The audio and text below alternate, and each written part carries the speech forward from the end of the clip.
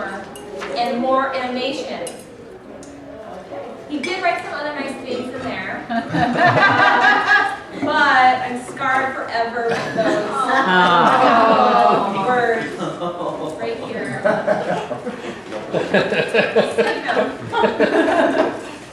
Only kidding. It was very, very evaluation. Getting on to our second speaker.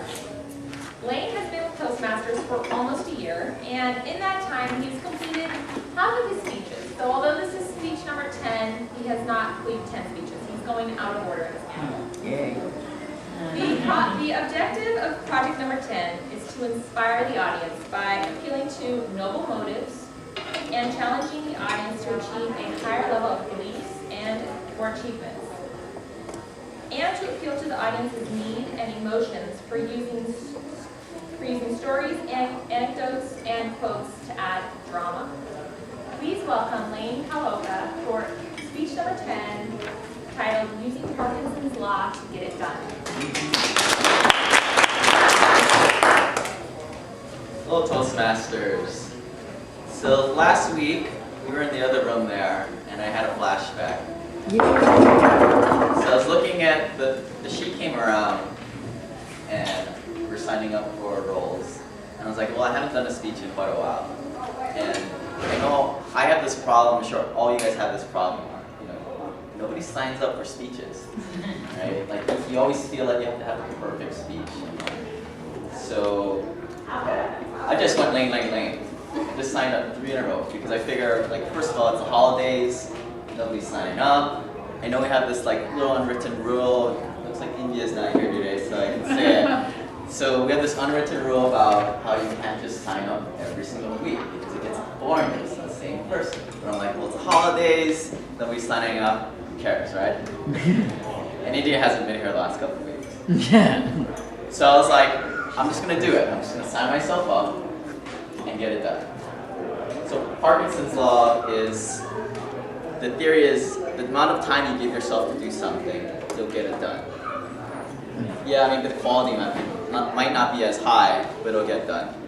It's like a good example would be like if you had 4 weeks for a term paper, or 4 hours, or 4 days. You'll get it done. You'll probably get the same grade at it. But it just goes to show you that, you know, like take example for a speech. And it takes us probably a few hours to prepare a speech properly, I feel like. But in this case, I'm just kind of shortening up the time constraint and just getting it done. One of my goals was to get pretty dang close to completing this manual, and I think I'm almost there this year. So that's kind of what I'm doing. I'm going to try model the way.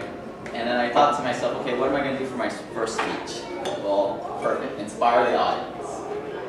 Because I thought surely I'd be able to model the way, and you can think, well, if that sheet comes around, or I don't know where it is, but hey, if Lane can do 3, I'm going to just do 1. So hopefully I can inspire you in that way. So I've got a few, again, everybody's short on time these days, and everyone says they're too busy. I'm very against that. It's all about priorities, and putting yourself in that situation to get things done. So I don't really have a too good structured speech, but I've got 3 kind of ideas that some might resonate with some of you. And I've got a little conclusion at the end. So the first point I wanted to make today was, these are different things that kind of I learned this past year to kind of be keys to my success. So first thing is getting yourself comfortable with being uncomfortable. Me and Christian were talking about this in the lunchroom this morning. A lot of people put themselves in tough positions on purpose. These are successful people. Unsuccessful people just kind of stay at home, always in their comfort zone, never trying to put themselves out there. If you're uncomfortable doing something, it's probably the better thing that you should be doing. Case in point is, I used to do CrossFit, but kind of the mantra in CrossFit is you need to go into your pain cave. You need to do push-ups or whatever so that it sucks so much that you just get used to how much it sucks. And that's the true, that's the whole part of CrossFit, is like this suffering and getting through it. You know, because once you do it, it wasn't bad after all. So one thing I've started to do this year was do this thing called the Miracle Morning. I don't know if you guys have heard of it. I know Lacey's in it. I saw her in the group. So this Miracle Morning thing, this guy wrote a book, Helen Elrod, if you guys want to look it up. He says, wake up super early, like 5 o'clock, 6 o'clock, and do what's on your agenda that morning. Don't look at your emails, especially your work emails. Don't look at your text messages. Don't bring in news from the doom and gloom news. Do something that propels your agenda first. So that's something I've done. So I would go to the gym Monday and Wednesday in the morning, and then Thursdays and Fridays. The days I don't go to the gym, I'll do something for myself. So that's something that I've done. It sucks, but I do it. So that's the way I'm kind of getting out my comfort zone to get what I want. So the second thing is your peer group is very important. Try and figure out who you hang out with most. Everybody knows, I'm not going to stand up here and say, well, the 5 people you hang out with most is who you become, because everybody already knows that. But I'm going to take it a step further. The 5 people that you have in your peer group will be the end of you, in fact. There's a good video on YouTube with 5 kind of like Eskimos. What they do is they live up in way up north where it's cold and nothing grows. So they have to go to this cliffside and they have to lower their buddy down. 4 guys have to lower the 5th buddy down with a rope, and he has to go pick these birds that lay the eggs. And this is the only thing that grows, and this is the only thing that they eat. Now you can imagine, this 5 people are your peer group. Do you want one person to kind of be like no, I don't know if you should do that, or someone who's like a subtractor of energy? No, because these are the guy holding your rope. It's very important in your peer group. So the action item there is to kind of self-reflect, take yourself out, who you hang out with most. Here are these subconscious messages that you're always taking in from people, and try and maybe distance yourself. I mean, personally, I don't really hang out with my high school friends or college friends. They're all in different places in their lives. We don't see, we're good friends, we drink beer, we hang out a few times a year, but they're just in different places mindset, I feel like, for me. And I recognize that. And we're still friends, but I try to consciously take in inputs these days. And that includes the people that I feel very close to, like that. Recently, kind of transitioning from that, I did go to Thailand a couple of weeks ago, and with my peer group, other entrepreneurs, trying new things too, we had a lot of fun. We also talked a lot of business, and one thing that came out of that trip was one of my friends, he's from Saudi Arabia. He had this one interesting story that I'm going to tell, but I'm personally trying to start my business. My goal is to quit my W-2 job next year, 2017, and to kind of go out on my own. So the story goes like this, and I saw you with your spoon up on here earlier, and I was like, shoot, I hope she doesn't steal my story. Involves that spoon. So he says he's from Saudi Arabia, so it's always like takes place in India. So there's this Indian guy, he goes up to this town, and he says, I want to be the most successful person.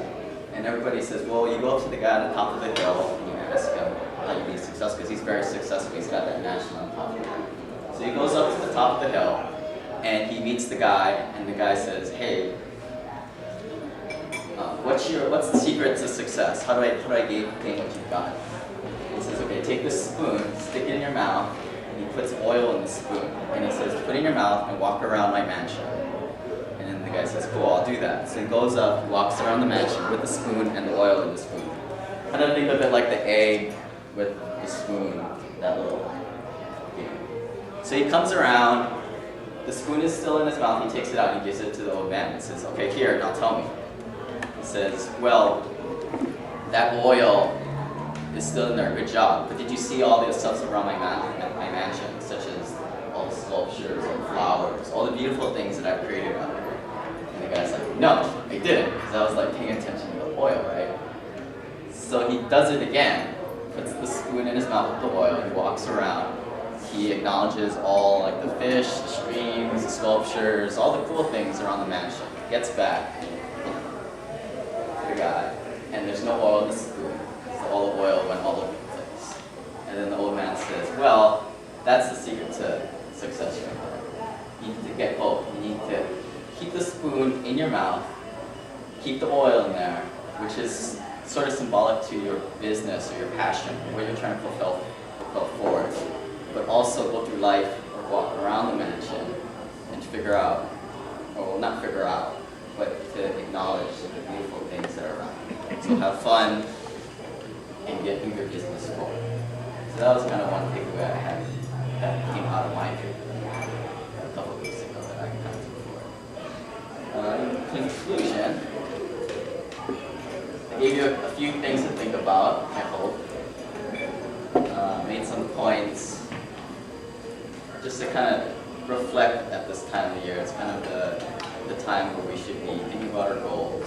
Everybody knows that you should be writing down your goals. Don't just think it. You need to write it down. I don't know the statistic, but we should know this. We've heard this 1,000 times. But today, one action item I'd like to give you guys is write down your goals and shoot it to yourself 3 weeks in the future. I use this thing called followplan.com. You can put a little calendar thing 3 weeks in the future. So write it down. But just, it's interesting. You can write a little task and say, write down your goals. And I guarantee you in 3 weeks, half of you guys won't do it. At least half of you guys won't do it. So what the heck? We all here are saying like, we want this, we want the success, we want, all this money or these things. But we don't even do like the legwork to write down the goals. So just pointing that out, I mean, you can have your mindset in the right place, and you can do all the, put all yourself in the right position. But if you don't take the first step, I think that's